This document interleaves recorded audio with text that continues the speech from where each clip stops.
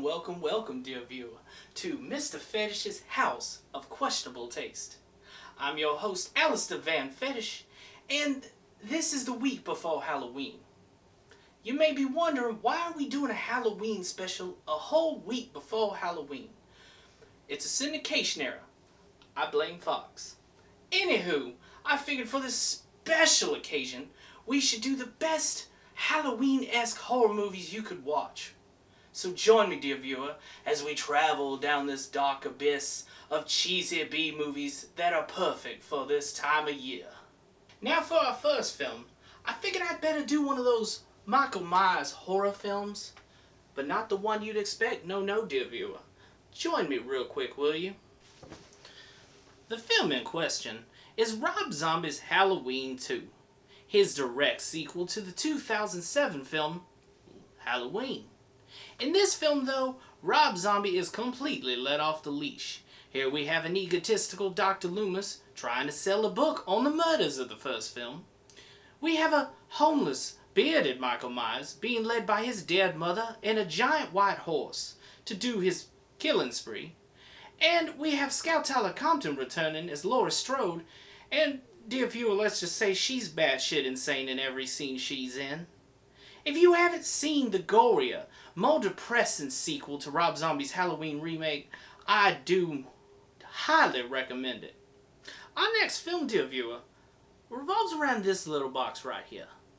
This is simply known as the laminate configuration. When solved, it unleashes these horrifying creatures known as the Cenobites, who will drag you to their world in chains, and you shall, experience sadomasochistic horrors.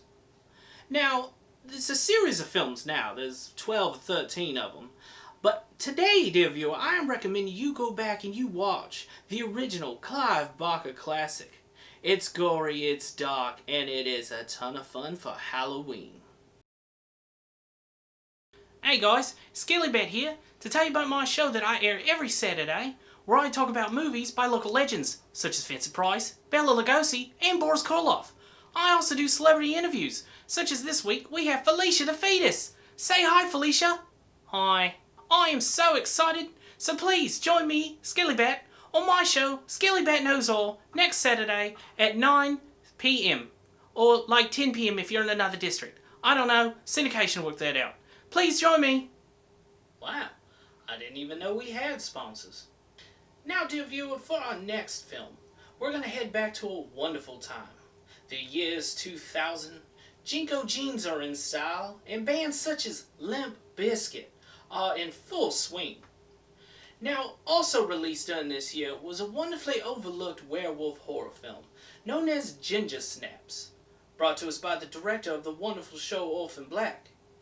Now, the film follows two young girls who are obsessed with death, and how one night they are attacked by a vicious werewolf that is immediately hit by a car.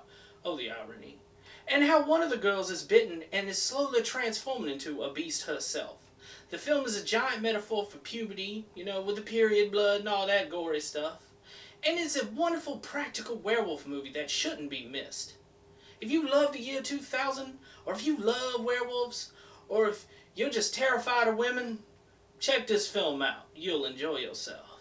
For our fourth film today, dear viewer, we're going to go full-on B-movie, with a film so poorly made that the special effects designer went out for a pack of cigarettes and did not return. The film in question is Mosquito, which follows an alien spaceship crashing and the local swamp mosquitoes sucking his blood, growing to gigantic proportions, and defying logic about the whole flying ability, and they start hunting down campers at a local campsite. Now, the film follows an entire group of people who cannot act to save their life. I'm not joking, no one in this film is a good actor. Christ. Anywho, the film is a ton of fun. There's a couple of great gory, gooey moments. And overall, it's just an incredibly fun experience, especially a cameo by the great Leatherface himself. If you ain't seen Gary Jones's Mosquito, I do highly recommend you do. Now, for our final film, viewer, we are going to talk about the Seth Green starring B-movie from the early 90s, known as Ticks. Also co-starring Alfonso Ribisi from Fresh Prince of Bel-Air. Now, this film follows a group of young youths who are troublemakers, to say the least, as they are brought out into the wilderness to hopefully overcome their tendencies to be little pains in the asses, and how they unfortunately run into ticks the size of Robert Zadar's face due to marijuana growers using steroids to make a haughtier product. Now, this film is ridiculous. There's no CG except for possibly one scene near the end. I still to this day cannot tell you if it's great puppetry or CG. But overall, they're little puppets and they're adorable. This film is fun, everyone's a great actor, and by God, it leaves on a cliffhanger that you're like, please make more. Spoiler, they didn't. Anywho, check it out. Now, that was our episode, dear viewer. Now, me and Mr. Skellybad here would like to thank you for joining us on this Hallows Eve special. Now, we hope you will join us next year for an equally delicious and morbid round of horror films. Now, this has been Mr. Fetish's House of Questionable Taste. I'm your host, Alester Von Fetish, and please remember to keep it lowbrow.